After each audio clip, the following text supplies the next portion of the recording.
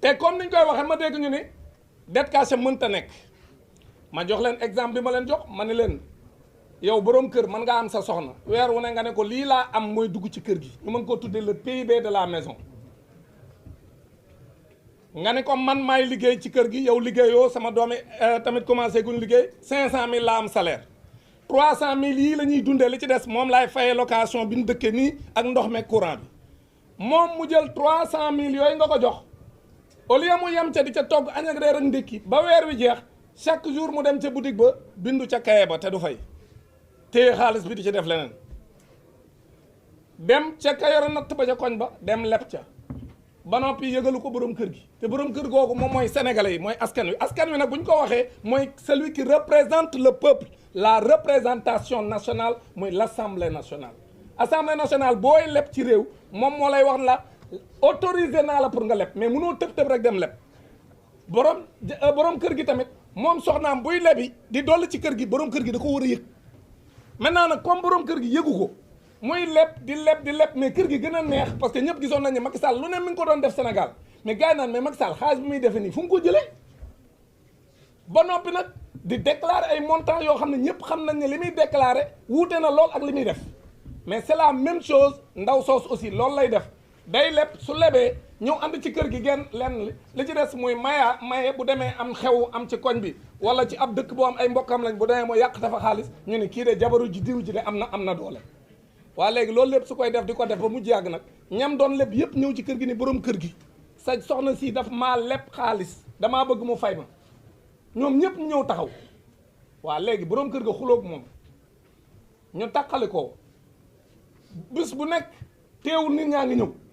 naan ko man ameel na ma mais loolu mooy dette cachée bi maanaam ba mu koy leb yëgalu ko borom këram mais fii tamit bi Macky Sall di leb loolu lépp moom gouvernement am yëgalu ko assemblée nationale mi ko war a autoriser pour mu def ko mais loolu ñu wax ko am ñu ne waruñu koo wax mais jàpp naa ne nit booy jiite am réew da nga leen a war a wax dëgg loolu moo tax régime bii wax nit ñi dëgg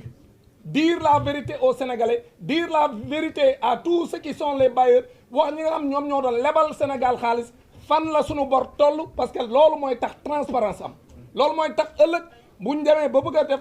ay changement ñu mën a xam fan taxawaay la ñuy am mais suñ ko nëbboon Sénégalais yi ñun régime bi ñu dem ba ci benn jamono Sénégalais yi découvrir ko mën nañoo wax sax ni leen li ñun ñoo ko fi andi kon nag loolu moo tax régime bi jël ay responsabilités wax li nga xam moo ci am. maintenant aujourd'hui li ñëpp seetlu mooy jël nañ Olivier Sur ñu ne ko demal Sénégal nga tuur leen lëndëm parce que en réalité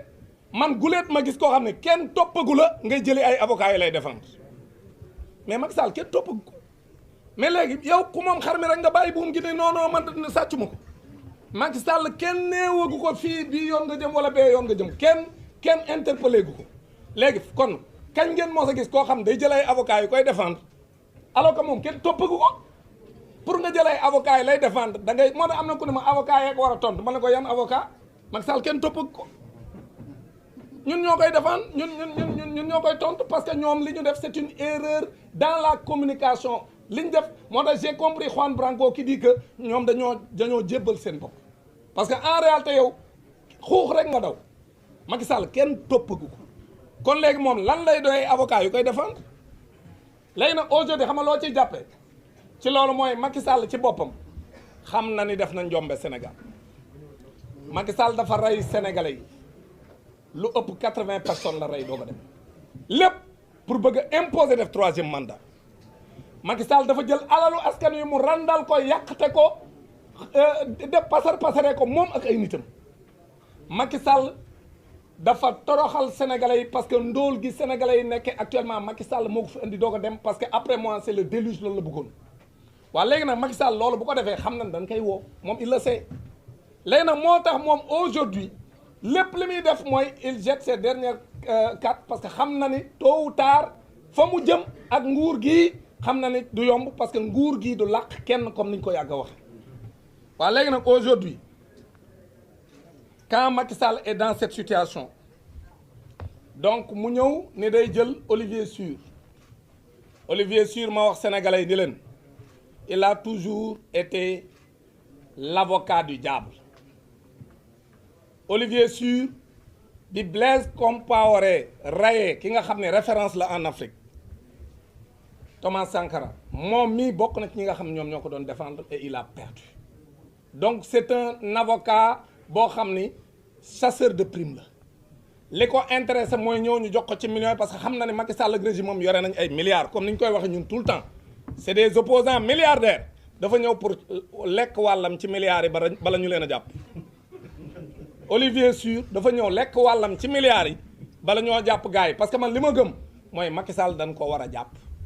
parce que loolu la Sénégalais yi bëgg boo génnee ci mbedd mi dañ naan la lu ngeen di xaar pour jàpp Macky Sall ak njombe li mu fi def yëpp mënta toog ca Marrakech di noncer suñuy milliards dañ ko war a indi ci réew mi te pour la première fois ma gis ko xam ne yow nee nga da ngay ñëw défendre sa bopp mais na ñëw défendre boppam ci Sénégal il n'a qu'à venir au Sénégal ñëw défendre boppam moom Macky Sall bu dee li muy wax dëgg la ci moom bu dee deful dara lan lay ragal na ñëw Sénégal ni fi cëpp daal di wàcc AIBD ñëw taxaw ni moom day ñëw défendre ànd ak ay avocats ak ay politiciens yi ànd ak moom mu ñëw ni day défendre lu tax Macky Sall mënul def loolu man su ma déggee ñu naan Macky Sall est l'opposant le plus dangereux pour le régime man leen bala ngay nekk un danger pour le régime da ngay ñemee ñëw ci réew mi Macky Sall dafay ñemee ñëw bay nekk opposant bu dangereux beneen bi mooy aujourd'hui il faut ñu xam ni APR li nga xam ne am na démb seen siège bi day wane ni régime bii nag régime bu baax la parce que Macky Sall musta may ab avocat bu jógee à l'étranger Juan Branco exemple la ci quand Juan Branco est venu ici ñuy def seen conférence de presse yéen ñii am nañu ko ci fekke ñuy def conférence de presse fii ici au niveau du relais mais bi mu yegsee lan lañ ko def dañ ko exfiltrer parce que dañoo ñëw am information que ñu ngi koy jël si ci biir conférence de presse bi moom Olivier Sur kenn jëliwu ko dañ koo bàyyi mu toog wax ba géex wax ay waxi caaxaanam dem yoonam bi mu paree ñu dem ci ay télé ñu koy invité muy wër ci télé yi di wax te kenn jàpp ko alors que Juan Branco bi mu paree ci conférence de presse bi relais dañ koo jël le maire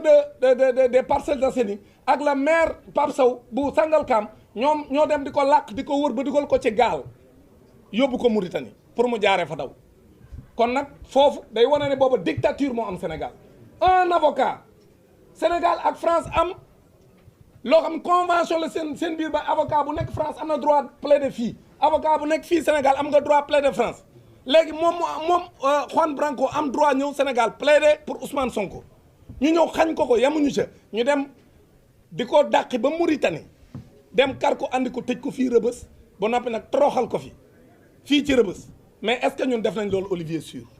dañ ko bàyyi mu wax lu ko neex wax ba géex dem yoonam loolu rek wan na différence entre le régime du président Bassirou Diomaye Diakhar Faye